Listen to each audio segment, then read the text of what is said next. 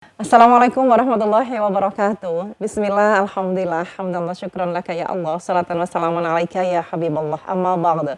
Bisa jumpa lagi dengan saya, Julia Kamila, di program Ikhwal Jam'iyah. Kali ini kita akan bahas sebuah tema satu abad media, Nahdlatul Ulama, dan tantangan kedaulatan digital. Alhamdulillah telah hadir di studio, ada pemimpin redaksi Majalah Risalah NU. Segera kita sapa, ada Cak Mustafa Helmi. Assalamualaikum Cak Mus. Salam. Izin, akrabnya dipanggil Cak Mus begitu ya? Monggo. Subhanallah, baik. Dan hadir di ruang virtual ini ada pengurus LTN PBNU, CEO Times Indonesia juga. Segera kita sapa, ada Khairul Anwar. Ini Cak Anwar panggilan akrabnya. Assalamualaikum. Salam, Mbak. Pripun kabarnya ini? Alhamdulillah baik. Alhamdulillah. Sehat, Mas. Sehat, Mas. Alhamdulillah sudah. Kesudahannya sama jumpa ini. Inge. Alhamdulillah. Baik, ini kita punya tema satu abad media NU dan tantangan kedaulatan digital. Saya ke Cak Mus dulu, Nge. Ini kita bicara tentang media sekarang. Apa istilahnya? Cara mempertahankan juga kualitasnya sekarang dengan dulu itu seperti apa perbedaannya? Perbedaan masyarakatnya sebenarnya. Oh, Mas. masyarakatnya. Jadi media itu kan juga cerminan dari masyarakat, Baik. ya kan. Dari dulu kan Nabi pernah bersabda, "Khotibin nas ala qadri uqulihim." Ya, ajaklah bicara orang itu sesuai dengan cara mereka memahami. Nah, itu. Jadi sekarang ini kalau dulu insan pers itu mungkin di atas pengetahuannya di atas pembaca. Mungkin sekarang pembaca ini pengetahuannya sudah di atas pers mungkin sekarang. Oh, ya kan. Jadi karena itu kita ini kita agak kedodoran. Mungkin juga introspeksi juga bagi pers juga untuk bisa memperkaya dirinya untuk apa ya? Ya mungkin dalam istilahnya apa belajar lebih banyak. Belajar dalam makna yang lebih luas ya, untuk lebih banyak tentang dunianya. Ya. Jadi harus ada ikhtiar meningkatkan kualitasnya itu. Iya, saya kira ya, karena bagaimana juga masyarakat sekarang semakin cerdas, dan semakin ya kita harus betul-betul bisa memanfaatkan platform yang diakrabi oleh masyarakat itu, ya kan. Mungkin kontennya tetap ya, karena kita punya konten kita kan informasi, menjual informasi. Ya. Informasi seperti yang sudah ditekankan ulama-ulama kita ini sebenarnya kan informasi khas. Saya tidak berani mengatakan khas yang kita klaim sebagai informasi khas NU ya, tapi harusnya khas kiai-kiai itu kan ada memberi manfaat sebenarnya. Informasi itu harus memberi manfaat. Ya, informasi bermanfaat. Mungkin sering kita dengar, walaupun ini bukan dalil resmi, tapi selalu dipinjam oleh kita dalam memberikan informasi, yaitu perkataan Imam Abdul Malik itu, wal khobarul juz'ul mutimul faidah. Itu. Jadi khabar itu harus menjadi bagian yang beri manfaat kepada masyarakat. Jadi tidak hanya memberitahu sesuatu, tapi apakah berita itu memberi manfaat apa tidak bagi masyarakat. Seperti itu. Oke, subhanallah. Ya. Oke, ini seperti dulu Cak Mus ya. Ya. Kita geser ke Cak Anwar. Izin. Cara ini menarik ketika disimak tadi saya tanya kepada Cak Mus bahwa apa sih perbedaan media dengan sekarang ini, perbedaannya adalah pada masyarakatnya sebenarnya begitu. Ini pripun keterangan dari panjenengan? Ya, memang ada banyak perbedaan ya ketika dulu kita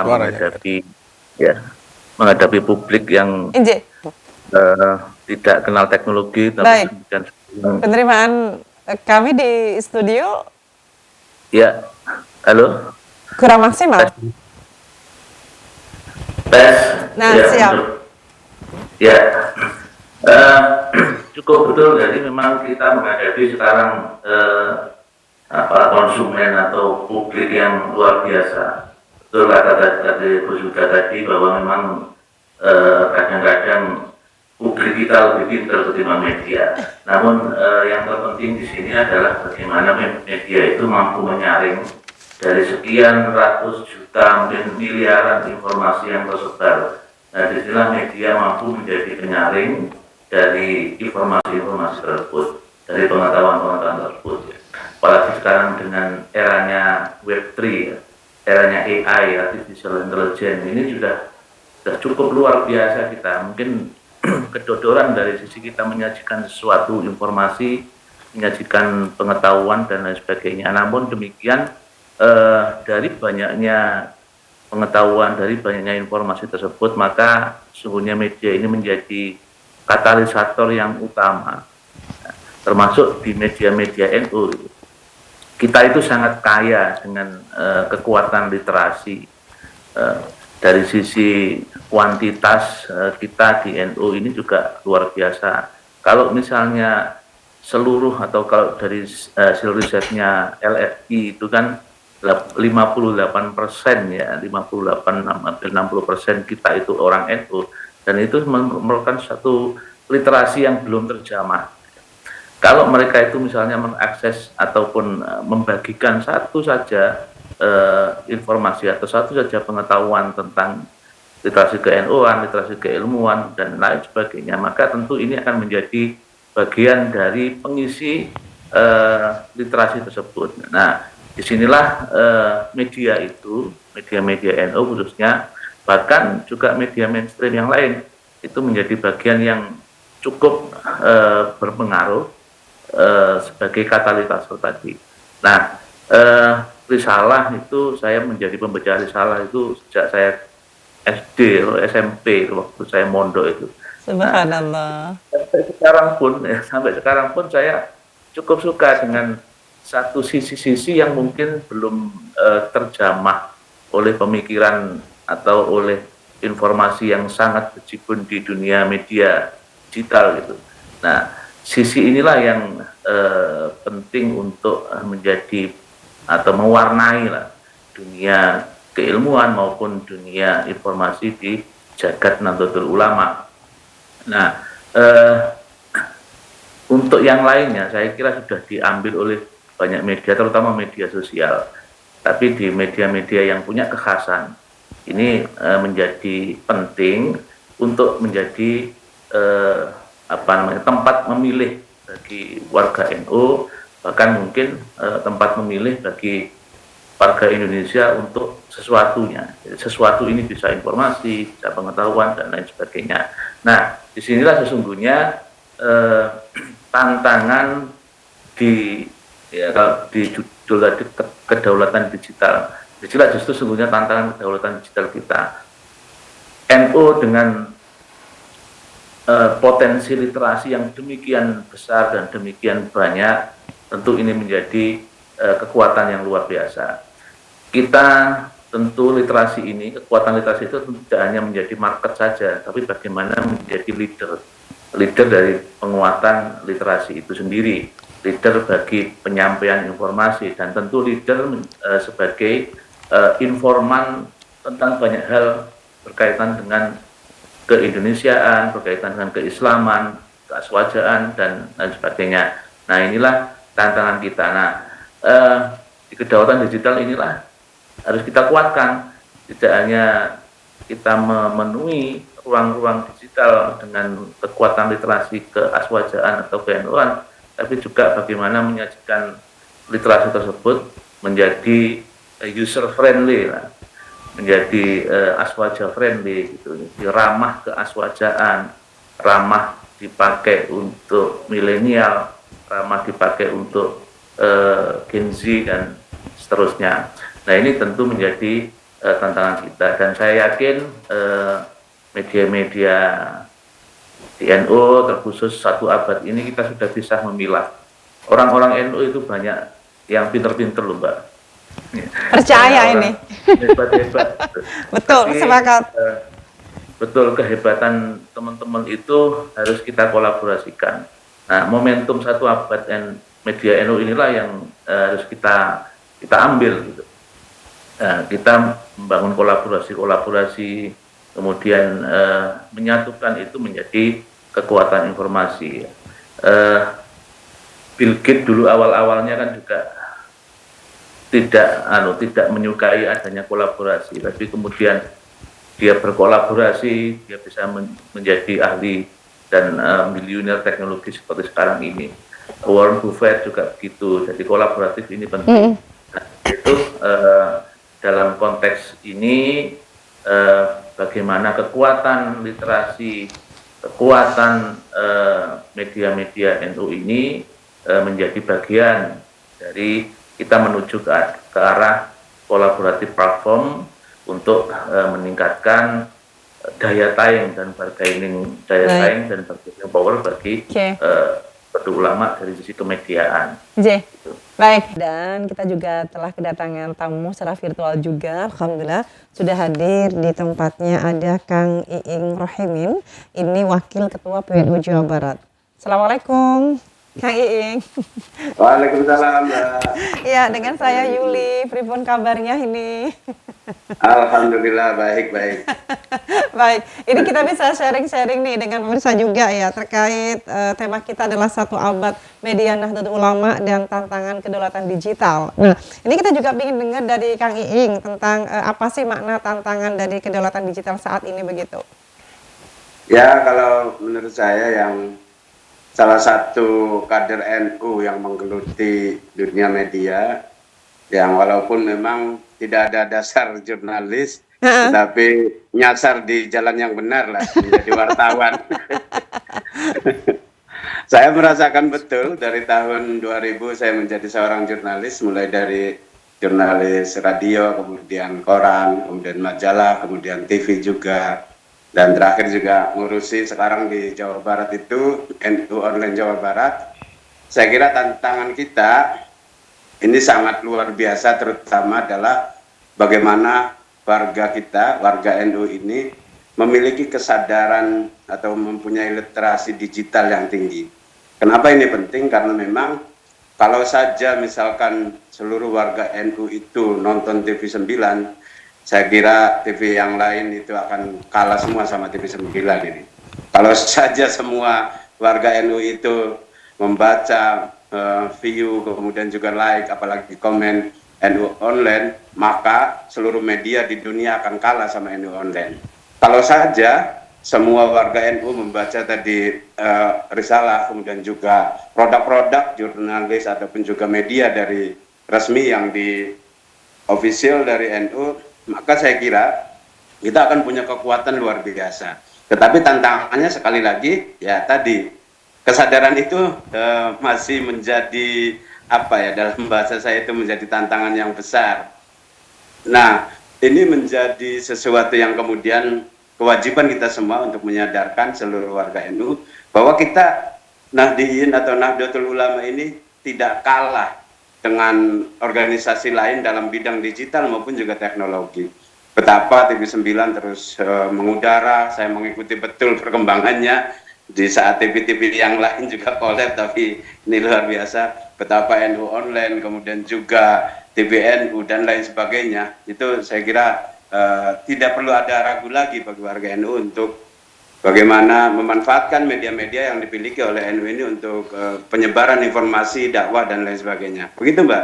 Oke, baik. Kesadarannya ini yang perlu dipupuk terus ya? Oke. Hatur nuhun, Kang Iing. Nah, kalau penjelasan dari Gus sudah dari Jadi Cakmus begitu ya, ini apa cara mudah memberikan informasi itu agar gampang diterima oleh masyarakat juga, apalagi para Gen Z juga begitu? Iya. Sebenarnya kita berterima kasih ya dengan alam digital ini sebenarnya. Karena dengan munculnya alam digital ini lebih murah, lebih mudah, dan semuanya lebih praktis dengan hidup digital. Ya, saya bisa membayangkan dulu kalau saya bekerja sebagai wartawan masih menggunakan peralatan lama misalnya, betapa sulitnya. Menyampaikan berita, mengirim berita itu sudah susah setengah mati. Ya. Saya ingat dulu waktu Munas NU dulu tahun 83 di situ Bondo. Saya mengirim berita untuk yang cepat itu terpaksa pakai telegram yang dihitung per kata. Karena belum ada fact itu, belum ada fact dan sebagainya. Kalau dibawa ke Surabaya, berita ke Surabaya, kemudian masih susah waktu itu. Waktu itu kita kirim pakai lewat telegram berkata, ya. Dan itu ngirimnya lewat Banyuwangi, ke kota Banyuwangi, ya, seperti itu. Ya sekarang sudah serba simple, dan itu tantangan kita sebenarnya. Jadi kita berterima kasih kepada alam digital yang sudah ya sebenarnya walaupun diciptakan oleh manusia tapi juga aduna Allah sebenarnya, ya. Bahwa zaman itu memang sekarang sudah zaman digital. Jadi kalau misalnya risalah juga sebagian masuk digital, juga sebagian masuk cetak. Nah, cetak itu ya mungkin tinggal istilahnya itu perlu dilestarikan karena dia termasuk misalnya media purba, ya. itu bangunan yang harus dilestarikan. Ada media purba sekarang istilah. Jadi kalau binatang purba itu kan dilindungi, jadi supaya tidak punah, tidak punah, ya. Walaupun sekarang antik tuh, Pak. tidak punah kita pertahankan, walaupun oplahnya sedikit, tidak apa-apa. Saya ingat dulu Mas Gunawan Muhammad tuh pernah menyebut bahwa majalah Tempo itu sarapan kedua. Jadi saya pikir majalah Risalah juga edisi cetak itu bisa menjadi sarapan kedua. Kalau sarapan pertama nanti kelaparan karena waktunya 1 bulan sekali. Jadi sarapan kedua. Mungkin itu, Mbak, ya. Inggih, baik, luar biasa. Ini tambahan dari Cak Anwar ini, suatu informasi yang dapat mudah diterima oleh masyarakat, ini mungkin ada tips dari Cak Anwar, silahkan. Ya, jadi kalau memang, jadi saya juga pernah mengalami era-era cetak seperti Gus Mustafa ini, kemudian bergerak di bidang ke digital. Jadi memang tantangan itu cukup, setiap generasi tantangannya selalu ada. Namun tantangan itu tentu ini menjadi bagian dari kita untuk terus belajar. Seperti disampaikan Gus Mustafa tadi, bahwa memang di digital ini tidak mudah karena regulasinya itu bukan kita yang membuat, tapi para raja-raja itu ya, seperti Google, ya, seperti seperti. Nah, untuk kita memenangkan pertarungan di era digital ini, tentu kita juga harus dipaksa untuk mempelajari bagaimana algoritma SEO-nya Google, bagaimana algoritma SEO-nya TikTok gitu kalau kita bermain di media sosial dan lain sebagainya. Dan algoritma itu tidak berhenti dalam seminggu 2 minggu, kadang 1 bulan itu, seminggu bisa berubah 2 kali gitu, algoritmanya. Nah, ini juga menjadi tantangan kita untuk literasi, di mana NU sebagai kekuatan literasi itu untuk benar-benar memahami bagaimana algoritma itu bisa menyesuaikan, atau kita bisa menyesuaikan algoritma itu. Nah, disinilah mungkin bisa dikatakan bahwa kedaulatan kita terhadap dunia digital, terutama digital media, itu cukup lemah, ya.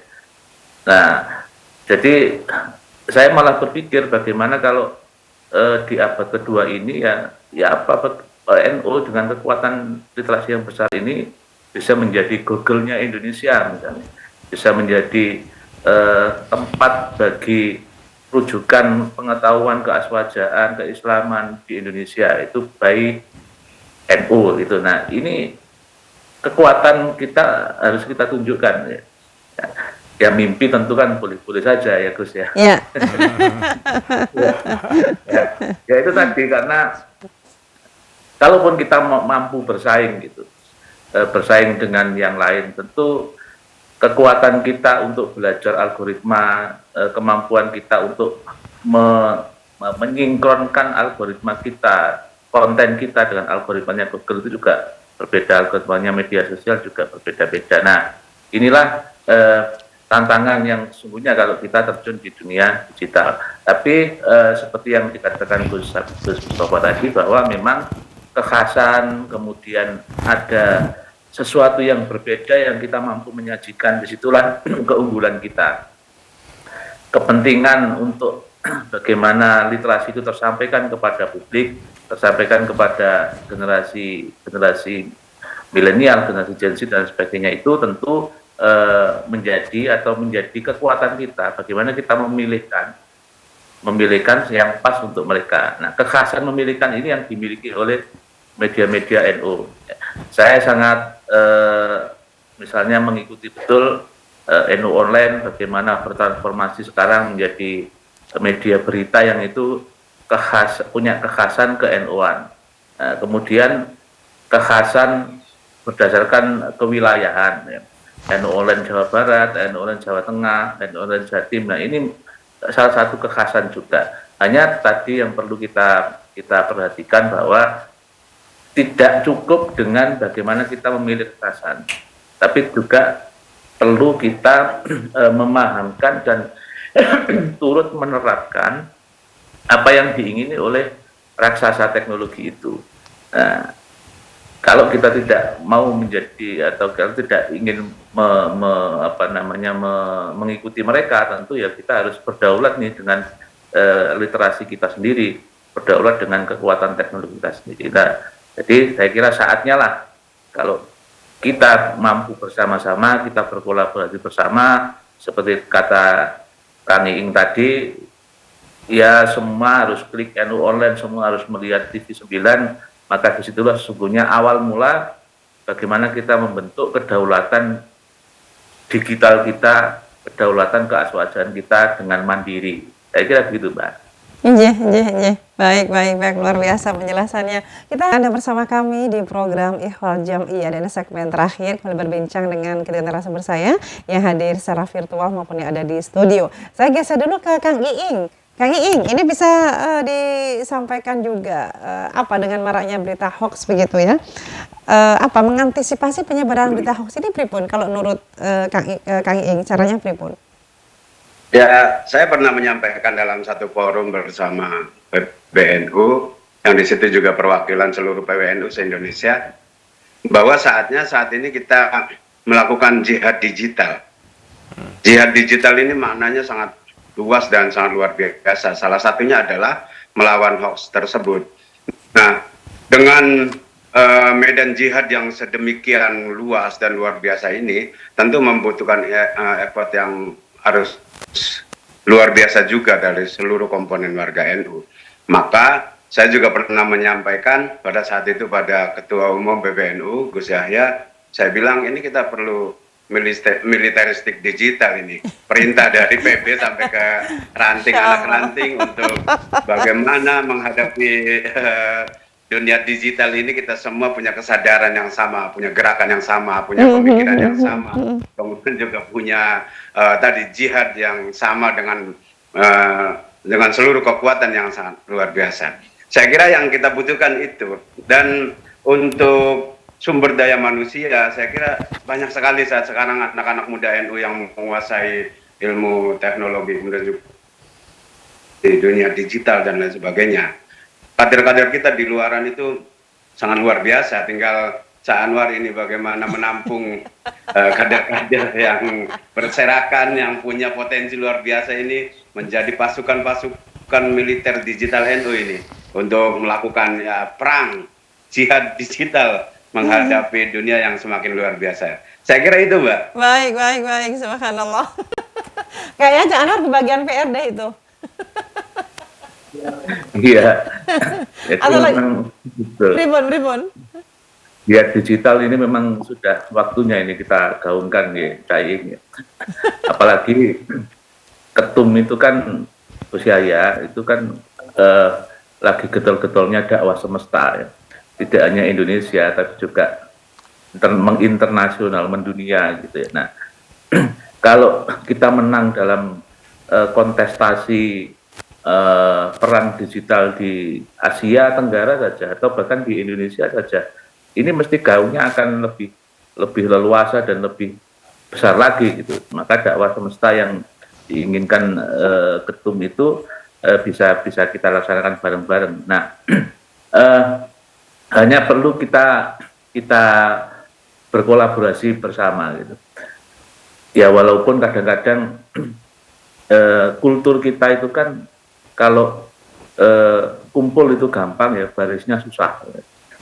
Jadi kalau kumpul-kumpul itu kan, tapi kita mencoba sekarang dengan kalau gaya apa namanya kata Cak ini militerisme digital itu bisa kita terapkan. Zaman itu bisa baris bareng-bareng gitu, baris dengan langkah serempak, ya, baris dengan gerak langkah yang sama dalam penguatan literasi digital di jagat maya ini. Nah, tapi ini tentu butuh effort yang keras, butuh effort yang besar, dan yakin saya misalnya dengan gerak bersama-sama dari PB, PW sampai ke ranting ya. Ini masing-masing kita minta 2 orang saja, itu sudah cukup luar biasa.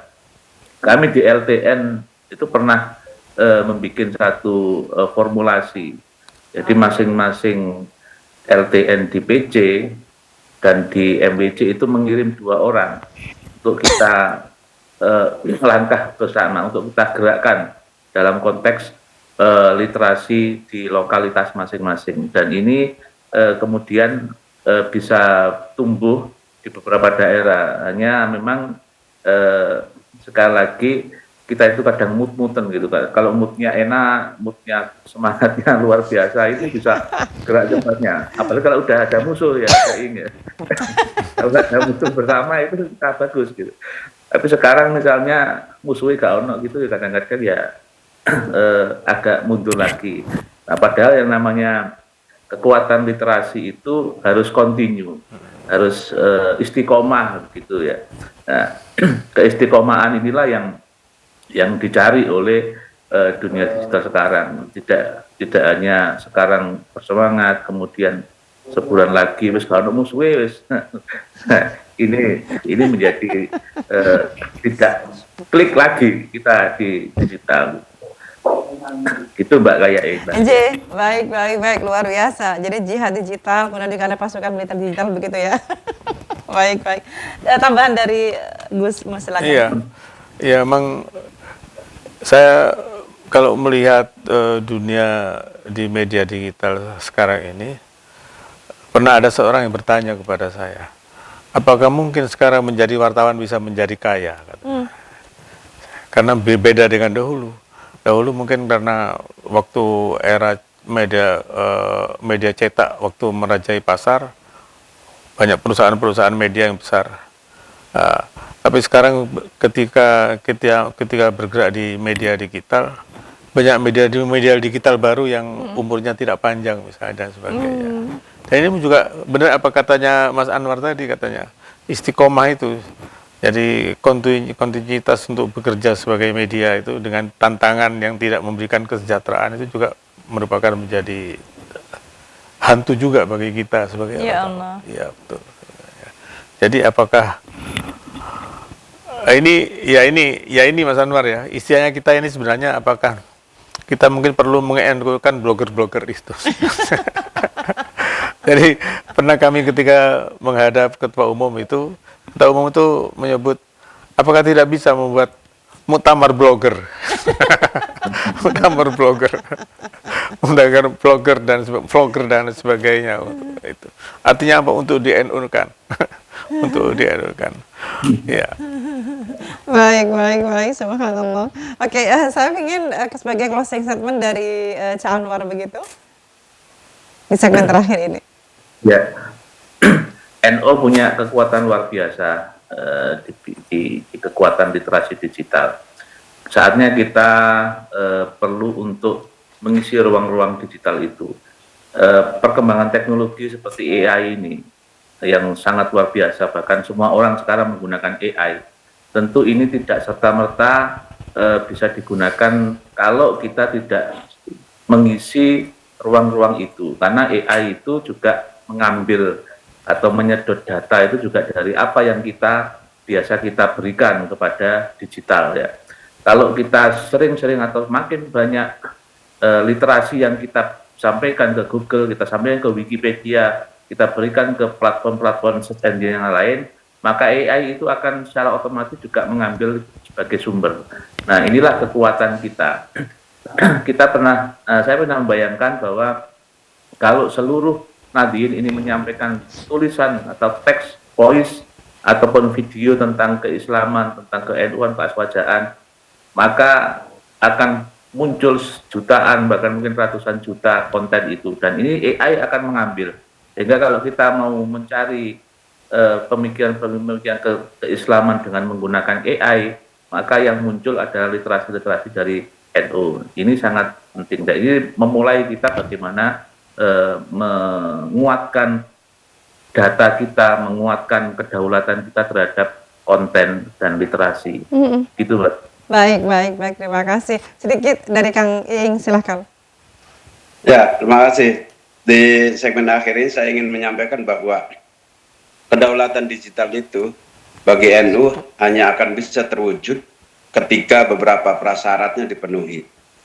Di antaranya adalah yang pertama kesadaran, kemudian yang kedua sumber daya manusia, kemudian yang ketiga peralatan ataupun juga faktor pendukung, kemudian yang berikutnya adalah yang keempat adalah gerakan bersama.